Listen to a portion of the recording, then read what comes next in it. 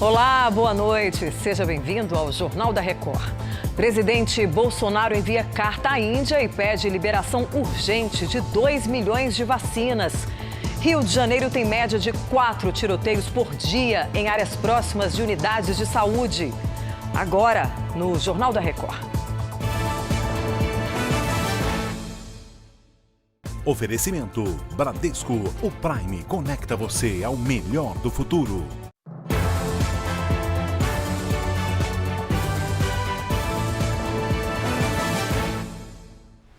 O governo federal quer agilizar a compra da vacina contra o coronavírus fabricada na Índia. O Alessandro Saturno tem as informações para a gente direto de Brasília. Boa noite, Alessandro.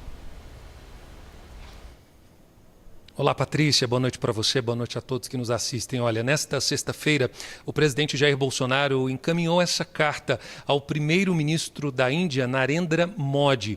Ele pede, na verdade, que seja enviado com uma certa urgência 2 milhões de doses do imunizante da AstraZeneca e também da Universidade de Oxford, produzido no laboratório da Índia. Na carta, o presidente escreve que quer pôr em prática o quanto antes o Programa Brasileiro de Imunização, assim que a Anvisa conceder essa autorização. E ao final da carta, o presidente agradeceu a liberação das exportações dos insumos indianos. Patrícia, volto com você. Obrigada, Alessandro. Agora à noite, a Anvisa divulgou uma nota para esclarecer que a vacina russa Sputnik V ainda não tem pedidos de uso emergencial ou registro no Brasil. A Giovana Rizardo tem as informações para a gente. Boa noite. Patrícia, boa noite para você, boa noite a todos. Neste sábado, uma comitiva da União Química, que é responsável pela produção da Sputnik na América Latina, ela vai embarcar para a Rússia. A empresa quer começar ainda neste mês a produção da vacina por meio de transferência de tecnologia para as unidades de Brasília e também de Guarulhos, na Grande São Paulo. A ideia é que a produção da vacina aconteça em paralelo com os estudos clínicos com voluntários aqui no Brasil. A Anvisa disse que a empresa fez o pedido em dezembro para começar as pesquisas. A agência analisou e fez pedido de dados complementares e continua aguardando o retorno. Patrícia. Obrigada, Giovana. E a região metropolitana do Rio de Janeiro registrou, em média, 4 tiroteios por dia perto das unidades de saúde em 2020. O Marcos Marinho traz as informações ao vivo. Boa noite para você.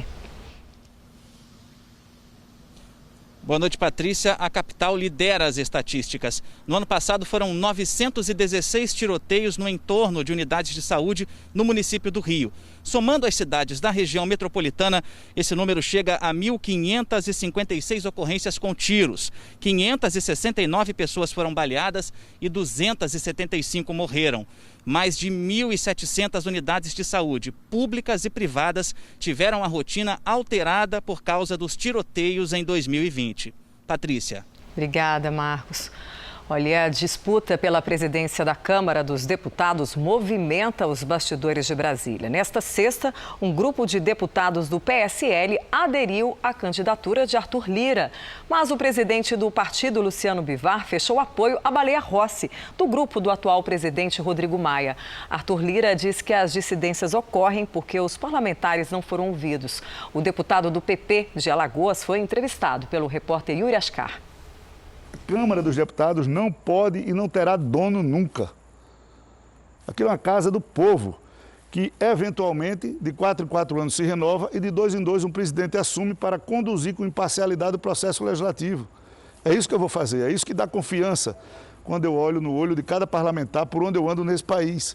E naquele plenário é uma eleição administrativa, que é a mais importante do Brasil, porque eu reputo que a Câmara, a cadeira de presidente da Câmara, é a cadeira mais importante da democracia brasileira.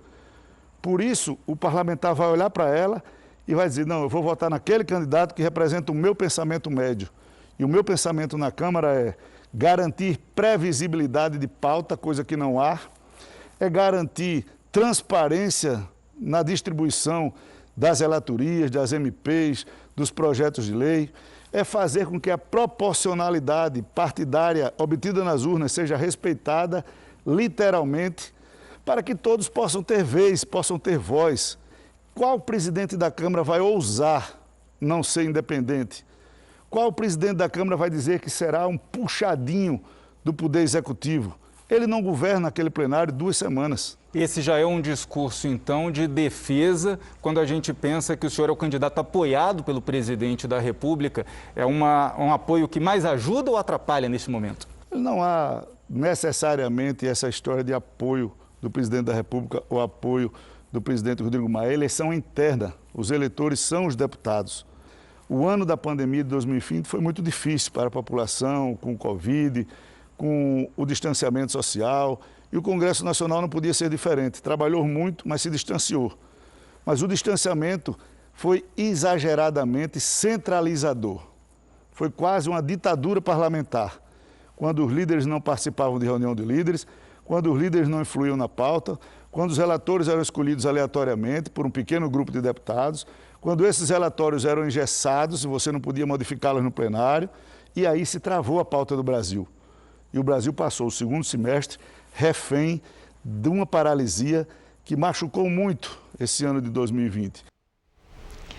A Agência de Saúde dos Estados Unidos revelou nesta sexta-feira que pessoas infectadas com variantes genéticas do novo coronavírus podem ter diagnóstico negativo de testes para a Covid. E quem tem os detalhes é a correspondente Evelyn Bastos. O falso negativo pode acontecer em testes moleculares, também conhecidos como exames PCR. Por isso, o órgão equivalente à Anvisa no Brasil pede que os profissionais de saúde avaliem outras condições clínicas e refaçam os testes se os sintomas persistirem. O FDA também afirmou que as vacinas aprovadas nos Estados Unidos são eficazes contra as variantes encontradas. Até o início dessa sexta-feira, 6,5 milhões de pessoas já haviam sido vacinadas no país contra a Covid-19. Patrícia. Donald Trump voltou a usar a Twitter mesmo após a plataforma excluir a conta pessoal dele. Trump usou a conta oficial do presidente dos Estados Unidos para criticar a decisão do Twitter. Para ele, a rede social tentou silenciá-lo e agiu contra a liberdade de expressão. A publicação foi excluída na sequência. Mais cedo, o Twitter suspendeu a conta de Trump por risco de incitação à violência. Uma das piores nevascas em décadas atingiu a Espanha nesta sexta-feira. A tempestade derrubou árvores, bloqueou rodovias e fechou aeroportos. A capital e mais 8 regiões estão sob alerta máximo. A cidade Vega de Lourdes, no norte do país, registrou 35 graus negativos. A nevasca foi tão intensa que cães foram vistos em Madrid puxando um trenó. E essa edição do Jornal da Record termina aqui. Outras informações no Fala Brasil, edição de sábado às 7h35 da manhã. Um bom fim de semana para você e uma boa noite.